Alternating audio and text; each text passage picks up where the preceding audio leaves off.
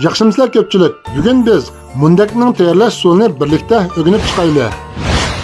Qozonga so'g'aq suv quyib, qaynashdan burun so'ngaq 2 yaproq zanjil silib, qaynaganda ko'p kinalib o'tib, tuvoqni yopib 20 minut qaynatamiz. 100 gram kaligushi, 100 gram quyruq mayni ushoq to'g'rab, chanab, yerlik kavining urug'ini elvetib cho'ng'aroq to'g'raymiz. Ya'ni chamg'urdan bir vashta yapaloq holatda to'g'rab, yosh piyozni shilib ushoq chanib olib, sho'xlakni marjon shaklda to'g'rab tayyor qilib olib, to'g'ralgan go'shtga yarim qoshiq tuz, ozroq suv quyib, aralashtirib, tuz go'shtning qattig'i sinishgandan keyin yumshatilgan bosh piyozni silib, yarim qoshiq qarmosh, zira silib aralashtirib, qiymini tayyor qilib olib, tangliga qo'noq uni, bug'doy un 30% aralashtirib, tuzdan 25 gram silib, 280 gram suv quyib xamir yo'g'iramiz. Mundakning xamirini 700 gram qo'noq uniga 300 gram oq un aralashtiramiz. Xamirni bekaraq ishlab, pilt qilib, qangroq bilan kesib, qo'l bilan besib, yapaloqlab, qiymini o'tirsiz silib, suratda ko'rsatilgan bo'yicha tugib,